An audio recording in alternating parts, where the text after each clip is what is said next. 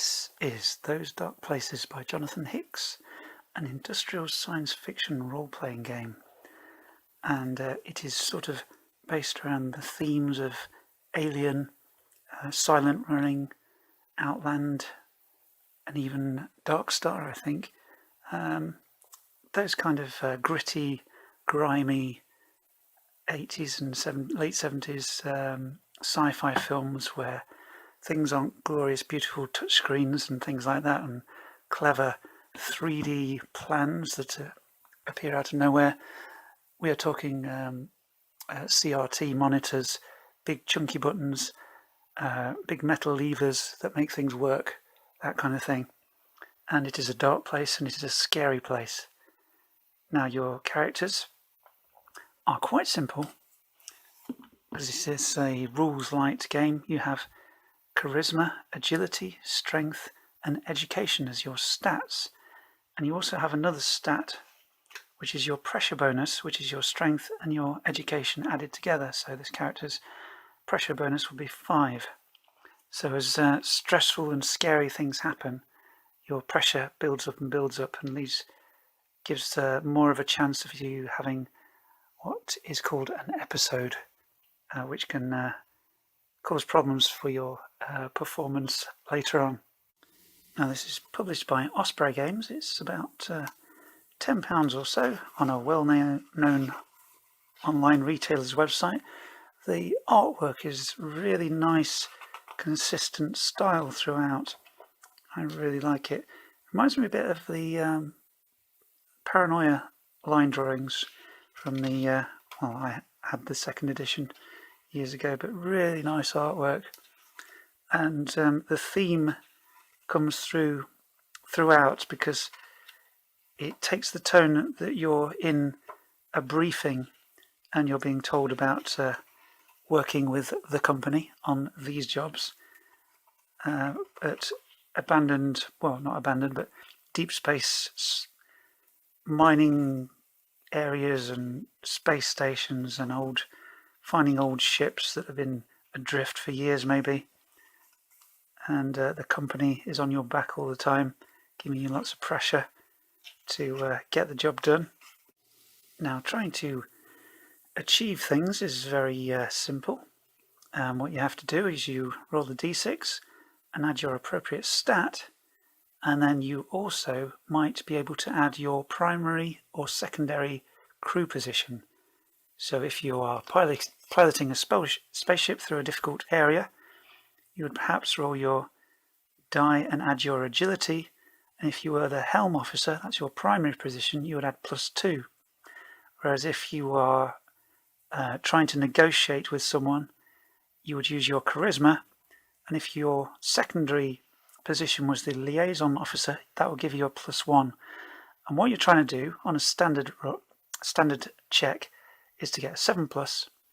On a particularly easy check, you're trying to get a 6+. On a particularly hard check, you're trying to get an 8+. Now, if you roll above the target number, you get a success, and if you roll on the target number, you get a partial success, which is a success, but something may come back to bite you later on. So I want to try and come up with a decent plot for this. So we have our crew here, which I've created, and we want to give them a decent adventure. They're coming to deliver cargo at a space station orbiting a gas giant, so perhaps they are mining the gas or something. So I'm going to grab a die speaker because I don't want to make a mess. We'll see what these Doctor Who story cubes will come up with. So if we look at these to see what our mission might be, there's an authority figure that was in charge of a space station perhaps. This is some kind of policing or security force, so perhaps we have been tasked as we are basically a multi-use crew. We could deliver things, we could enforce a bit of order maybe, we could help out with medical stuff. So We are multi-talented. Perhaps on this mission we have to use a bit of security. Ruins, perhaps the space station is a bit of a ruin. Something to do with an airlock or an exit or access. And somebody trying to stop something coming through a door. And this looks a menacing figure who's some kind of threat. Don't know about Nefertiti or the Weeping Angels yet. I'll have a think about those. Or this scary character in a robe, a mysterious figure. We don't know, perhaps their motives maybe. So basically the setup is we've been called in to do some security duty. The captain of this space station, or commander, has sent a distress signal. Somebody went crazy in the crew. They tried to lock them up and protect themselves. We arrive at the space station and it looks a bit of a ruin, and we are at the airlock waiting to go in and find out what's happening. So we have docked with this space station. We are at the airlock. Are we able to communicate with the bridge? Yes, we are. We are able to communicate with the commander on the bridge. What kind of state is he in? He's angry. Well, he can't be too angry with us. Or is he? Perhaps he's annoyed that we are here or that we are late. He wanted us to arrive quicker. That makes sense. So our captain, Amber, is the liaison officer. That's her secondary position. And she has a charisma of 3, so she'll get 3 plus 1 added to this die. That is not enough. We are just shy of 7. Now we know he's annoyed with us, but is he going to be irrational and not let us in at all? So we're going to try and appeal to him and say, we're sorry we're late. We know things must have got difficult from whatever's happened. But we were the nearest starship in the vicinity, and we're here to help. Please let us in and let us do our job. Is he going to let us in? No, he's going to be irrational. He's going to cut off communications. So we're going to have to make our way in. I think first of all Travis is going to use his engineering skill. Amber will get him to try and override the airlock to let us in, and we're going to have our space helmets on just in case. So we get those out of the locker, we pressurise the airlock, and Travis uses his education of 3 to try and work a way around the electronics, and he will get a +2, so that's a +5 in total. And we make it successfully. It's not even a partial success, it's a proper one. So we're able to open the airlock door and enter the space station. Now I think we're going to check for oxygen, see what the air's like, and I think Lydia with her medical secondary position might be able to do that. So her education is 4, she'll get a +1 for her medical, I think. And that is over 7. So is the atmosphere okay? Yes, it is. Okay, we can take our space helmets off, but we're not going to. So we're going to advance up to this, through this corridor here. Now I think the reason why the commander could be angry and irrational is because perhaps the artificial person in the crew had a short circuit, so to speak, and started attacking the rest of the crew. And perhaps the commander is the only person left alive, or as far as he knows he is. So we have to make our way. Perhaps he's barricaded into the bridge. Perhaps the replicant is trying to get in. Perhaps the synthetic human is trying to get in. And is banging on the door. And it's been like that for ages, so it's completely shredded his nerves. And so we have to get to the bridge as quickly as we can. Now, Travis, with his engineering skill, should be able to imagine where the bridge or control room is. So as he's the engineer, he gets +2, and he'll use his education of a 3, so he gets +5. Yes, we know where we're going, so Travis will lead us in the direction of the bridge. So perhaps this replicant who's banging on the control room door here was the scientist of the crew, maybe. Not that name, but I'll use these stats. So we have to confront them now. Amber and Lydia have... Now, Amber and Travis have Dazer pistols, which do non-lethal damage. Now we are going to have to tackle this, so we roll initiative for each character. Amber adds her agility of 4, that gives her a 5. Travis' agility is 2, 3, 4. Lydia's is 3, 4, 5, 6, 7. She gets a 7. We'll deal with that later. And the replicant's agility is 3, so they get a 7 as well. Now, as the replicant turns around, they can see that it has been attacked and injured by the crew members it's killed as they try to fight for their lives. And it's such a shocking sight that they're all going to have to take pressure rolls. So Amber, her pressure bonus is 3. Now she will suffer 1 pressure point. I'll use that. Now Travis has a pressure bonus of 7. 8, 9, 10. 10 or more is fine. And Lydia has pressure bonus of 5. She just makes a 10, so she is fine, but Amber suffers 1 pressure level. And when your pressure level gets to 2 or more, you have to roll a d6, and if the result is less than your pressure level, as in not equal or above, then you suffer an episode. So you roll a d6 on the appropriate table, and that tells you what terrible thing happens to you. So we've done our pressure check, and now we're ready to roll with our initiative.